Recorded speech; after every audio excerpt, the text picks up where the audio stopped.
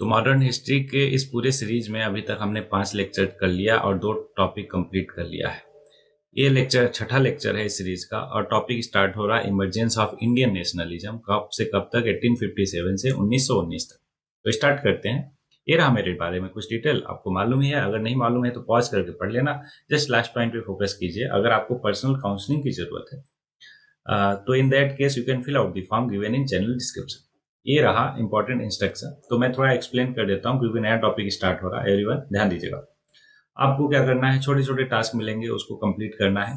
जैसे कि कॉपी कलम लेकर बैठो, उसमें 3 कॉलम बनाओ। पहले कॉलम में सीरियल नंबर डालो, दूसरे में ऑप्शन और तीसरे में अप्रोच। अब क्या करना है, पहले में 1 2 3 जिसे इसमें बोला है 1 से 18 तक। ऐसे ही हर वीडियो में मैं बताता हूँ कितने क्वेश्चन हैं उसमें, तो उतने आपको मार्क करना है। जैसे 1 से 18 तक कर लिया, पहला क्वेश्चन जैसे ही मैंने दिखाया तो उसको मैं सॉल्व करना स्टार्ट कर देता हूँ। दैट्स वाई जैसे ही क्वेश्चन आपने देख लिया उसको पॉज करो और उसको अटेम्प्ट करो। अगर लगता है आपको करेक्ट आंसर ए है तो उसको ए लिखो, फिर उसके बाद कंटिन्यू करो वीडियो को। और अगर अप्रोच जो आपने लगा और वही मैंने भी एक्सप्लेन किया तो उसको टिक करो।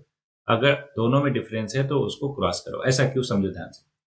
ऐसे करके आपने टोटल 18 क्वेश्चन के लिए किया और 18 में से मान लो कि आपके सही हुए 11 क्वेश्चन और 11 में से 8 क्वेश्चन ऐसे थे जिसको आपने करेक्ट अप्रोच से सॉल्व किया, लेकिन 3 क्वेश्चन ऐसे थे जिनमें आपका अप्रोच गलत था। तो अब इन्हीं तीनों के अप्रोच को हमें बदलना है सच दैट कि आपकी एक्यूरेसी और एफिशिएंसी बढ़ पाए क्वेश्चन को अटेम्प्ट करने में।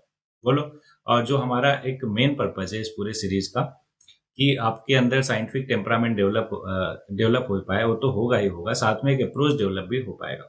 अब साइंटिफिक टेम्परामेंट बोला तो मैंने चलो एक्सप्लेन ही कर देता हूँ क्या है। और क्रेडिट सिस्टम देखो, as you are going to be bureaucrat of this country, इसलिए जरूरी है कि आपके पर्सनालिटी में, आपके करेक्टर में सारे की सारी चीजें होनी चाहिए सच दैट आप टॉप पे पहुंच के क्या कर पाओ, अपने साथ साथ समाज को, सोसाइटी को भी एक बेहतर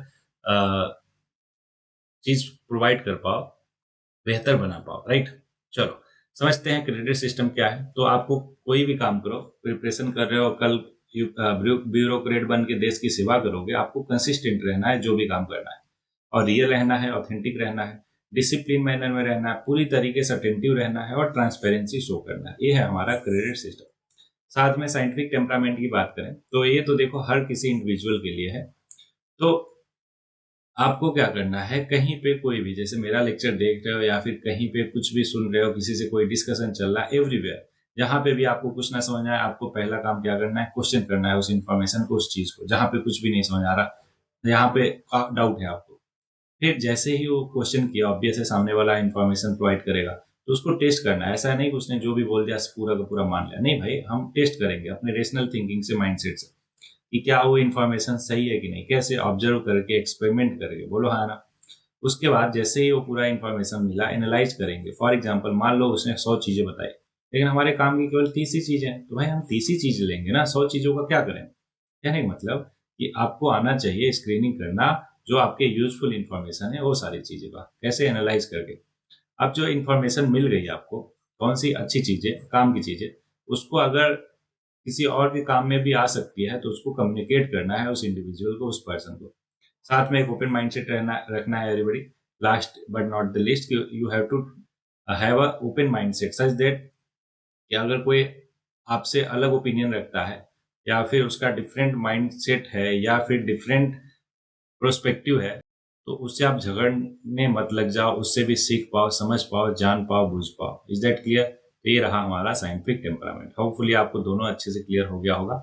आगे बढ़ते हैं और बात करते हैं लास्ट पॉइंट का, एंड दैट इज कि अगर आपने अभी तक यूपीएससी के बाकी सब्जेक्ट के कोर्सेज चेकआउट नहीं किए हैं इस चैनल पे, तो बिल्कुल करो। यूपीएससी के जितने भी सिलेबस सब्जेक्ट हैं सब के पीवाईक्यू आपको यहाँ पे मिल जाएंगे पूरे डिटेल में, जब से पेपर हो रहे हैं आज तक। ना केवल यूपीएससी प्रीलिम्स के मतलब सिविल सर्विसेज एग्जाम के, बल्कि सीडीएस और सीएपीएफ सारे एग्जाम के आपको एक ही जगह पे पीवाईक्यू डिटेल एनालिसिस के साथ मिल जाएंगे। तो अदर कोर्सेज चेकआउट करना ना भूलो। कैसे, इस चैनल को विजिट करके, अलग अलग प्लेलिस्ट बनी है। चलो हो गया इंस्ट्रक्शन। ये रहा पहला क्वेश्चन आपके सामने। तो बोल रहा है कि consider the following freedom fighter. तो गदर पार्टी से कौन कौन एसोसिएटेड है। गदर पार्टी आपको पता है सैन फ्रांसिस्को, कहाँ पे, यूएसए में, कब, 1913 में। बोलो हाँ ना। अब उससे बहुत सारे लोग एसोसिएटेड थे, उनमें से एक नाम है रास बिहारी बोस साहब का। तो तीसरा बिल्कुल सही हो जाएगा, पहला और दूसरा गलत नहीं होगा। क्यों नहीं होगा, ध्यान से समझो। जो गदर पार्टी है ना, क्या थी, यूनाइटेड स्टेट ऑफ अमेरिका और कनाडा में स्टेब्लिश हुई थी कब, 1913 में। ठीक है, गदर का मतलब होता है रिबेलियन। ठीक है, while most of the member of the party were Sikh peasants and soldiers, their leader were mostly educated Hindu या फिर Muslim. Some of the prominent Ghadar leader की बात की जाए, जैसे बाबा गुरमुख सिंह, करतार सिंह सराबा, सोहन सिंह बकाना भाकना। होपफुली अपना प्रोनाउंसिएशन कहीं पे गलत हो जाए तो माफी है एवरीबॉडी, उसके लिए आप थोड़ा अवेयर होकर पूरे लेक्चर को सुनना अच्छे से, है ना। सच दैट कि अगर मेरे प्रोनाउंसिएशन में, बोलने में, फ्लो में ऐसा गलती हो जाता है कभी कभार, तो अगर वहां गलती हो जाए तो आप सामने स्क्रीन पे पढ़ के उसको एकदम क्लियर कर लेना। ठीक है, रहमत अली शाह, भाई परमानंद, मोहम्मद बरकतुल्ला खान, है ना, और other revolutionary where active in India और अब्रॉड। क्या थे, गदर पार्टी के लीडर थे, प्रोमिनेंट लीडर। अच्छा, 1915 में क्या हुआ, during an unsuccessful revolutionary attempt, Jatin Mukherjee, जिनको आप बागा जतिन के नाम से भी जानते थे, gave his life fighting a battle with the police at Balasore। और राज बिहारी बोस, राजा महेंद्र प्रताप, लाला हरदयाल, अब्दुल रहीम, मौलाना उबैदुल्ला सिंधी और चंपक रमन पिल्लई, सरदार सिंह राणा और madam Kama were some of the prominent Indian Ghadar leader who carried on revolutionary activities and propaganda outside India। अब इन सब के सब नाम आप 2-3 बार पढ़ोगे, मोस्टली आपके जीवन में हो जाएगा। ठीक है, चलो नेक्स्ट क्वेश्चन पे आते हैं। बोला विच of the following is not a political, not, ध्यान रखिएगा, political method of the moderates in the national movement, overthrow of alien rule. बिल्कुल नहीं भाई, मॉडरेट का काम था मतलब उस टाइम पे प्रेयर करना, प्ली करना, पिटीशन करना, समझ रहे हो क्या। तो वो इन सब चीजों में विश्वास नहीं करते थे कि overthrow of alien rule. Constitutional agitation बिल्कुल, स्लो ऑर्डरली पॉलिटिकल प्रोग्रेस बिल्कुल, मोबिलाइजेशन ऑफ पब्लिक ओपिनियन एकदम। एवरीवन समझो, मॉडरेट्स कौन थे, और लिबरल थे। वो उनको लगता था कि ब्रिटिश एम्पायर अच्छी है और हमारे यहाँ पे ये जो ईस्ट इंडिया कंपनी है ये इतनी बर्बरता कर रही है। अगर वहां पे इंग्लिश ब्रिटिश एम्पायर को, ब्रिटिश पार्लियामेंट को पता चलेगा ना, तो भी अपने जैसा इंडिया में भी अच्छी चीजें लाएंगे और इनकी जो बर्बरता है खत्म करेंगे। समझ रहे हो क्या। तो होपफुली आपको मॉडरेट्स के बारे में सारी चीजें क्लियर है। अब देखो ध्यान से, नेशनल लीडर जैसे कि Dadabhai Naoroji, Pherozeshah Mehta, D Wacha और WC बनर्जी और SN Banerjee, who dominate the Congress policies during this period, क्या थे, were staunch believer in liberalism और moderate politics. Came to known as, उनको क्या बोला गया, moderates, to distinguish them from the neo nationalism of the early 20th century, जिनको क्या कहा गया, एक्सट्रीमिस्ट कहा गया, है ना। तो दो आपको समझ आए, मॉडरेट और एक्सट्रीमिस्ट। तो पहला जो ऑप्शन था वो किनका काम था, एक्सट्रीमिस्ट का काम था एवरीबॉडी। ठीक है, तो मॉडरेट पॉलिटिकल एक्टिविटीज की बात की जाए तो इन्वॉल्व थे कॉन्स्टिट्यूशनल एजिटेशन में within the confines of the law and so slow but orderly political progress. ध्यान रहेगा आपको। चलो बाकी ये डिटेल है कि strong public opinion to arouse consciousness, ये काम था किसका, मॉडरेट्स का। और overthrow of alien rule was not a political method of moderate, बल्कि एक्सट्रीमिस्ट का था ये। नेक्स्ट क्वेश्चन आपके सामने, विथ रेफरेंस टू द स्वदेशी movement consider the following statement. ठीक है, करेक्ट बताना है। दो स्टेटमेंट है। पहला बोला it contributed to the revival of the indigenous artisan crafts और इंडस्ट्री, बिल्कुल ठीक है। The national council of education was establish as a part of स्वदेशी मूवमेंट, ये भी बिल्कुल ठीक है। ऑप्शन हो गया सी, दोनों के दोनों सही है। क्यों सही है, ध्यान से देखो। पहला है कि स्वदेशी मूवमेंट सबको पता है 1905 में, है ना, बंगाल पार्टीशन से के टाइम पे स्टार्ट हुआ था। Include boycott and public burning of foreign goods और contributed to revival of the indigenous artisan craft and industries. The स्वदेशी movement celebrated our indigenous fabrics, weavers and the country's artisan. अगस्त 7 को क्या हुआ, has been chosen as the Indian handloom day. उसको क्या मनाते हैं हम, नेशनल हैंडलूम डे मनाते हैं। As it was that day the स्वदेशी मूवमेंट वाज स्टार्टेड कब, 1905 में। कब, 7 अगस्त को। ध्यान रहेगा, स्वदेशी मूवमेंट। ओके, स्टेटमेंट दूसरा करेक्ट है। क्यों, क्योंकि national council of education Bengal या फिर NCE बंगाल बोलते हैं इसको, was an organisation founded by Indian nationalist कब, बंगाल में 1906 में, एज अ पार्ट ऑफ स्वदेशी मूवमेंट। ओके, अब स्वदेशी मूवमेंट के बारे में जान लेते हैं फिर से। सच देव जितनी बार रिपीट करेंगे उतना हमारे सबकॉन्शियस माइंड में ये जाएगा, बोलो हाँ ना। तो इसलिए फिर से समझते हैं स्वदेशी मूवमेंट को। स्वदेशी movement has its genesis in the anti partition movement, जो कि स्टार्ट हुआ था अपोज करने के लिए ब्रिटिश डिसीजन को टू पार्टीशन ऑफ बंगाल। 7 अगस्त 1905 को with the passage of the boycott revolution in a massive meeting, कहां पे हेल्ड किया गया, कलकत्ता टाउन हॉल में, द फॉर्मल प्रोक्लेमेशन ऑफ स्वदेशी मूवमेंट वाज मेड। स्वदेशी मूवमेंट के दौरान अब Bengal institute of technology was set up for technical education, क्या Bengal institute of technology technical education के लिए, and funds were raised to send student to Japan, Japan भेजने के लिए, सच दैट को एडवांस लर्निंग कर पाए। Also the Bengal national college inspired by Tagore Shantiniketan was set up with the Aurobindo Ghosh as its principal, क्या Shantiniketan और Bengal national college inspired by Tagore Shantiniketan, Aurobindo Ghosh क्या बने, उसके प्रिंसिपल बने, ध्यान रहेगा आपको। गुड। नेक्स्ट क्वेश्चन, कौन से करेक्टली मैच हैं, तीन है, देखना है कौन से मैच है। Radhakant Deb first president of the British India association, बिल्कुल। Surendra Banerjee founder of the Indian association, बिल्कुल, कई बार देख चुके हैं। अब दूसरा, Gazulu Lakshminarasu Chetty founder of the Madras Mahajan Sabha, everyone, हमने फाउंडर ऑफ मद्रास महाजन सभा तो देखा है, उसमें ऐसा नाम तो नहीं आए थे, बोलो हाँ ना, तो इसलिए दूसरा नहीं होगा, पहला और तीसरा होगा, तो ऑप्शन देखो बी हो जाएगा, ठीक है। अब ध्यान से देखो, पहला करेक्ट है, क्यों? क्योंकि first committee of the association was composed of Raja Radhakant Deb president, Raja Kali Krishna Deb जो कि वाइस प्रेसिडेंट थे, ठीक है। कब बना था? 1851 में। और ठीक है, प्रमोट करने के लिए गवर्नमेंट एफिशिएंसी और ameliorate the condition of Indians. दूसरा ऑप्शन इनकरेक्ट है, क्यों? 1884 में M Veeraraghavachariar, G S Iyer और P Ananda Charlu establish the Madras Mahajan Sabha. देखो ये सारे के सारे नाम थे, हमने पहले भी मद्रास महाजन सभा को किया था, होपफुली आपको ध्यान रखूंगा, ठीक है। अच्छा, तो यहाँ पे जो गजलू लक्ष्मी नारासु छेत्री साहब हैं, वो क्या फाउंड किए थे? मद्रास नेटिव एसोसिएशन बनाया था उन्होंने, ध्यान रहेगा, दोनों कंफ्यूजिंग टाइप का है ना, सिमिलर है तो कंफ्यूजन बढ़ जाता है, होपफुली आपको ध्यान रहेगा अगली बार के लिए। तीसरा बिल्कुल सही है कि Indian association was the first nationalist organisation founded in British Indian by Surendranath Banerjee और आनंद मोहन बोस, कब? 1876 में, बोलो एकदम क्लियर, गुड। अच्छा, एक चीज और कि यहाँ पे बहुत सारी इंफॉर्मेशन आपको मिलेगी, लेकिन वो सारी की सारी चीजें मैं नहीं बता रहा, क्यों? क्योंकि आपको मालूम है कि इतना ज्यादा फैक्ट्स और इतना ज्यादा डेटा है इस पूरे के पूरे मॉडर्न हिस्ट्री में कि अगर आप सबको मास्टर करने बैठोगे तो बहुत सारी चीजें रिकॉल नहीं कर पाओगे। इसलिए जरूरी है कि थोड़ा ही करो, लेकिन सॉलिड वे में करो, सच दैट काम आने पर, जरूरत आने पे उसको आप रिकॉल भी कर पाओ। Is that clear? चलो next question, what was the main reason for the split in the Indian national Congress at Surat in 1907? अब 1907, अब ध्यान समझिएगा, नेशनल कांग्रेस में स्प्लिट हुआ कब? सूरत में, कब? 1907 में। कहाँ पे? सूरत में। ये तीन इन्फॉर्मेशन आपको एकदम क्लियर है क्या? कल को पूछ ले कि कहाँ पे हुआ, बता दोगे, कब हुआ, ये भी बता दोगे, गुड। अब इसका मेन रीजन था एवरीवन कि जो एक्सट्रीमिस्ट थे वो लैक करते थे faith in the capacity of the moderates to negotiate with the British government. क्यों? क्योंकि ऊपर मैंने बता दिया एक्सट्रीमिस्ट का क्या आइडिया था, उखाड़ फेंको इसको अंग्रेजों को, लेकिन मॉडरेट क्या करते थे? पीपीपी, प्रेयर प्लीट पिटिशन करते थे अंग्रेजों के सामने, तो इसलिए उनका मेन रीजन यही था पार्टीशन होने का भी, ठीक है।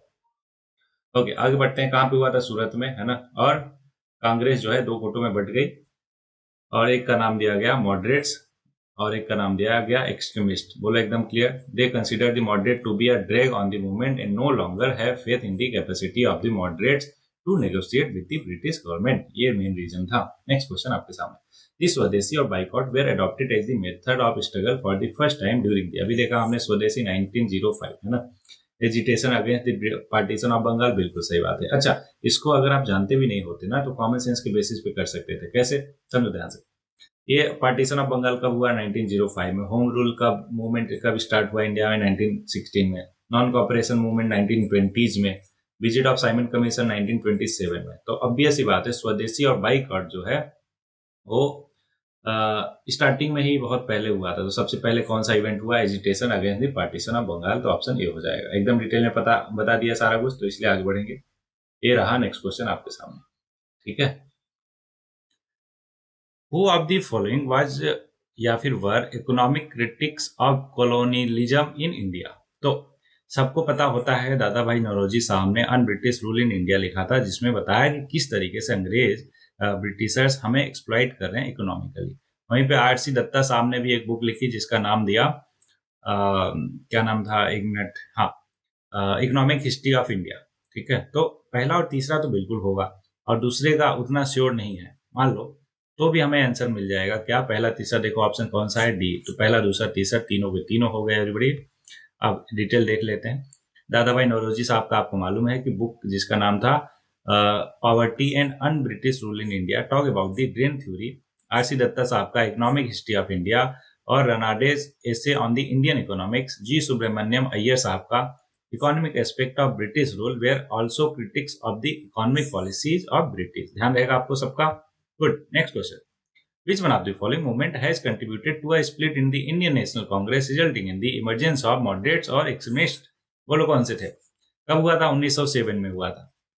क्विट इंडिया मूवमेंट भाई 1942 में, नॉन कॉपरेशन 1920s में, है ना, और सिविल डिसोबीडिएंट मूवमेंट 1930s में। अब बताओ मेरे को ये तीनों में से कौन सा सबसे नजदीक है? और स्वदेशी मूवमेंट सबको पता है 1905 में, तो यही तो रीजन होगा। बोलो हाँ ना। तो कॉमन सेंस के बेसिस पे इस क्वेश्चन को कर सकते थे और करेक्ट आंसर हो जाएगा। ये सारा कुछ मालूम ही है, इसलिए आगे बढ़ेंगे। क्यों? क्योंकि कई बार देख चुके हैं। कंसीडर द फॉलोइंग स्टेटमेंट, दो स्टेटमेंट है, करेक्ट बताना। पहला, the first women president of the Indian national Congress was Sarojini Naidu. बिल्कुल गलत। क्यों? क्योंकि अगर first Indian women president of Indian national Congress पूछता तो फिर वो सरोजिनी नायडू करेक्ट हो जाता। कब? 1925 में। लेकिन उससे पहले 1917 में फर्स्ट वुमेन प्रेसिडेंट जो बनी थी इंडियन नेशनल कांग्रेस थी, वो थी एनी बेसेंट।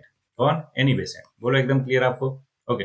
तो सबसे पहली वुमेन जो है वो एनी बेसेंट थी। कब? 1917 में। और first Indian women president of Indian national Congress कौन? सरोजिनी नायडू। कब? 1925 में। बोलो एकदम क्लियर है क्या? पहला स्टेटमेंट का गलत हो गया। पहला गलत तो ए और सी नहीं हो सकता, बचा बी और डी। 50-50 पे आ गए। दूसरा, the first Muslim president of the Indian national Congress was Badruddin Tyabji. बिल्कुल सही है, फैक्चुअल क्वेश्चन है, ऑप्शन हो गया बी। ध्यान रहेगा आपको। गुड। देख सकते हैं एक्सप्लेनेशन, मैंने सारा कुछ समझाई दिया, इसलिए आगे बढ़ जाएंगे। ये देखो ध्यान से कि Badruddin Tyabji became the first Muslim president of the Indian national Congress. Overall he was the third president of the Congress after W C. Banerjee और दादा भाई नौरोजी। ठीक है, ओके। नेक्स्ट है, the partition of Bengal made by lord Curzon in 1905 lasted until. ये तब तक चला जब तक किंग जॉर्ज फिफ्थ जो है एब्रोगेट किया कर्जन्स का एक्ट। कहाँ पे? रॉयल दरबार इन दिल्ली इन 1911। तभी क्या हुआ कि जो कैपिटल थी कलकत्ता से शिफ्ट करके दिल्ली कर दी गई। कब? 1911 में। बोलो एकदम क्लियर। तो ऑप्शन बी हो जाएगा इसका करेक्ट आंसर। देखो, the partition of Bengal made by lord Curzon in 1905 lasted until 1911 when King George V announced to annul the partition of Bengal। कहाँ पे? रॉयल दरबार इन Delhi in 1911। It was decided to annul the partition of Bengal in 1911 mainly to curb the menace of revolutionary activities। ध्यान रहेगा इतना। चलो next question है, गदर party क्या थी? सबको पता है, revolutionary association of Indian with headquarter at San Francisco. बिल्कुल सही, ऑप्शन ए ही हमें मिल गया correct answer.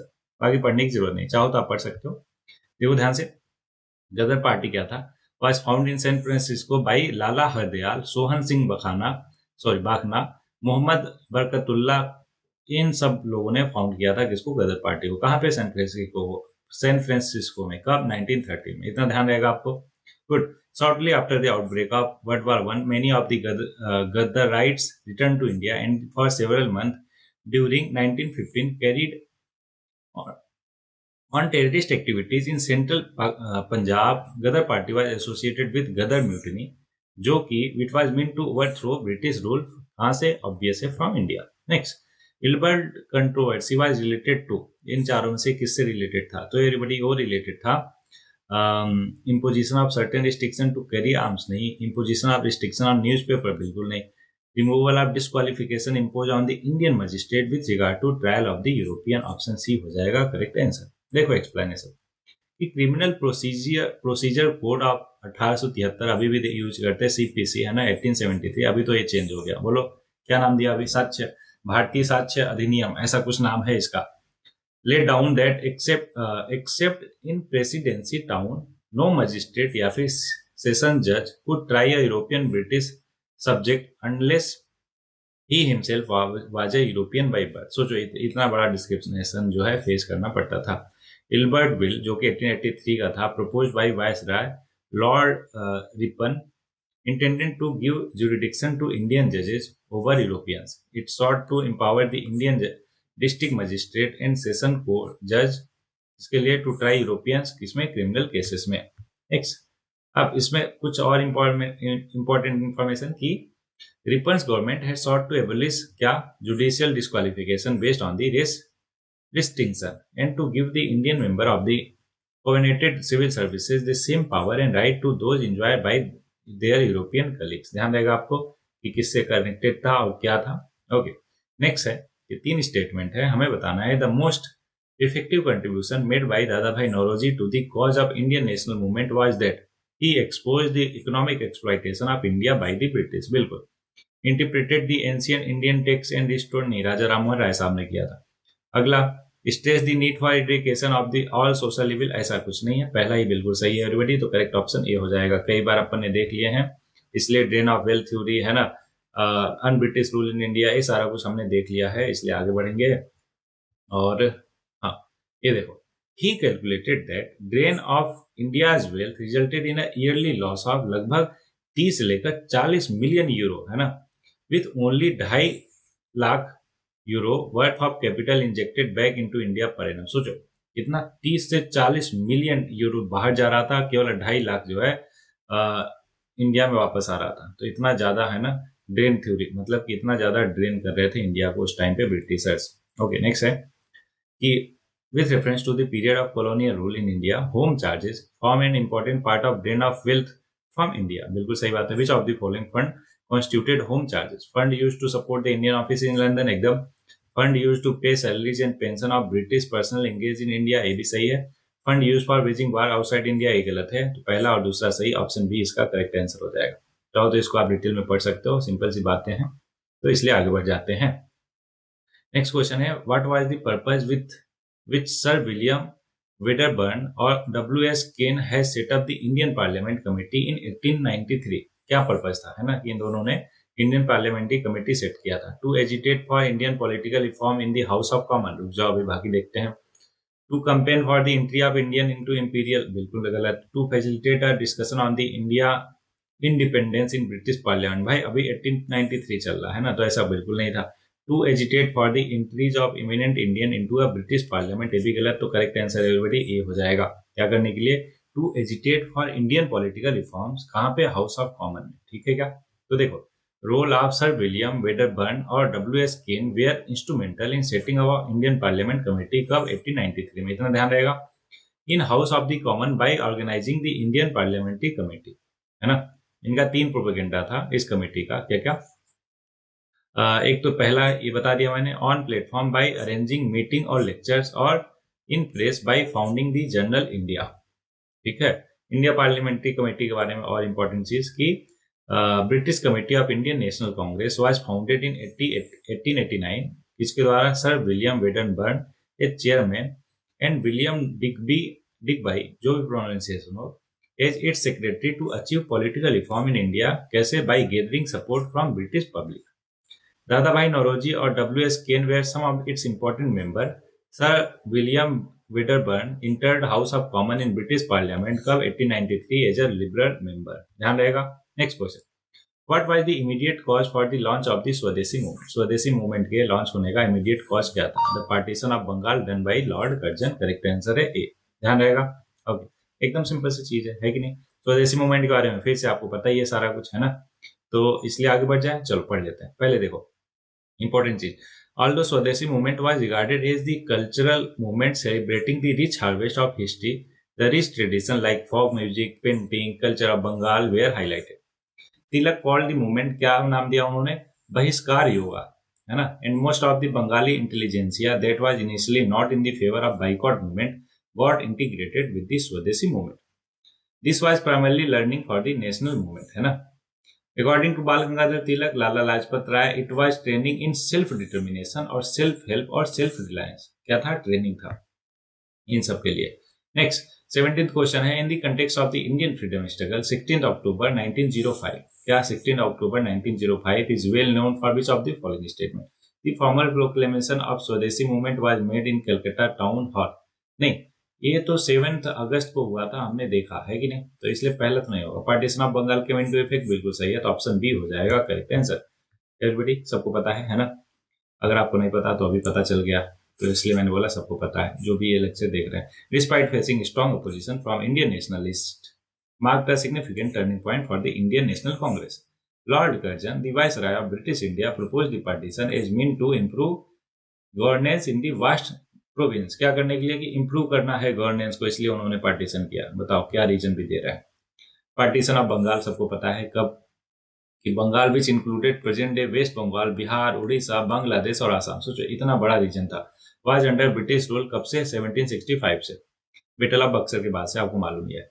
The province became challenging to administer due to its large size or rapidly growing population, reaching almost 80 million by the early 20th century. Initially, Curzon proposed किया कि partition is a purely administrative measure, but later saw as a political tool, क्या करने के लिए? Undermine growing nationalism को, ठीक है, nationalism को कर्ब करने के लिए। The proposed partition would result in two provinces, क्या नाम दिया? बंगाल इंक्लूडिंग वेस्ट बंगाल, उड़ीसा और बिहार, और ईस्टर्न बंगाल जिसमें ईस्टर्न बंगाल और आसाम थे। Bengal would have a Hindu majority, जबकि ईस्टर्न बंगाल और Assam would have a Muslim majority. Calcutta would remain the capital. वही डिवाइड एंड रूल वाला concept. Next, who was the viceroy of India when the Rowlatt act was passed? कब pass हुआ था? 1919 में, है ना। उस समय कौन थे? लॉर्ड चेम्सफोर्ड, ठीक है, ऑप्शन सी हो जाएगा करेक्ट आंसर। इट वाज पास इन फरवरी 1919, सबको मालूम है। आगे बढ़ेंगे, रॉलेट एक्ट के बारे में और detail. The act authorise the government to imprison any suspect without trial, है ना। इसका एक नाम भी दिया था कि नो ट्रायल, ऐसे करके, याद नहीं आ रहा मेरे को, कोई बात नहीं। ऐसे समझो कि बिना किसी ट्रायल के, है ना, उनको जेल में डाल देते थे, और conviction in the court of law, है ना, विदाउट ट्रायल या conviction. It enable the government to suppress the habeas corpus, है ना। हेबियस कॉर्पस आज भी हम पढ़ते हैं, तो उसको कर्व कर दिया, सप्रेस कर दिया, किसने? गवर्नमेंट ने। The government wanted to replace the provision of the Repression in Defense of India Act 1915 by a permanent law. Hopefully आपको मालूम है कि Repression of Defense of India Act 1915 क्यों आया था? फर्स्ट वर्ल्ड वॉर के बाद, कि हम एक फ्रंट पे वॉर लड़ रहे हैं, कहाँ? World war. अब यहाँ पे इंडिया में हम ये नहीं देख सकते कि बहुत सारे मूवमेंट चल रहे हैं, लोग जो है अपोज कर रहे हैं ब्रिटिशर्स का, इसलिए उन्होंने लाया defence of India act 1950। It was based on the report of Justice S.A.T. Rowlatt Committees of 1918। कौन सा? रॉलेट एक्ट की बात कर रहे हैं। Mahatma Gandhi organize satyagraha against Rowlatt act. This was the first national wide mass uprising under leadership of Mahatma Gandhi. This act was never actually implemented. कौन सा? कभी इम्प्लीमेंट ही नहीं हुआ। एवरीवन, इतना ही था इस पूरे लेक्चर में। होपफुली आपको एक चीज अच्छे से क्लियर होगा, कहीं पे कोई भी डाउट, कोई परेशानी नहीं होगी। अगर रहा भी होगा तो कमेंट करो, अपन डिस्कस करते हैं, क्लियर करते हैं उस चीज को, ठीक है। जैसा कि लास्ट में 2 लाइन रहती है, सच दैट आपकी प्रिपरेशन को जीवंत रखा जा सके, आपको मोटिवेटेड रखा जा सके, और साथ में इस उम्मीद से कि कल को कभी ना कभी आप इन सारे कोर्स को अपने मेंस एग्जाम में इस्तेमाल करोगे। तो आज के लिए है कि doubt kills more dreams than failure ever will. मतलब कि जब हम संशय करते हैं, है ना, डाउट करते हैं किसी चीज पे, अपने आप पे, तो वो ज्यादा हमारे ख्वाबों को मारता है एज कंपेयर टू फेलियर। तो इसलिए जो डाउट आपके मन में है ना कि नहीं हम कर पाएंगे कि नहीं कर पाएंगे, तो उसको मारो मत, साइड करो, समझ रहे हो, और अपने ड्रीम पर, गोल पे पूरी तरीके से लग जाओ। क्या होगा? ज्यादा से ज्यादा फेल ही करोगे ना, कोई बात नहीं। क्यों डरे कि जिंदगी में क्या होगा, कुछ नहीं तो तजुर्बा होगा। चलो, इन्हीं शब्दों के साथ इस लेक्चर में इतना ही। आगे पढ़ते रहिए और बढ़ते रहिए। मिलते हैं नेक्स्ट लेक्चर में।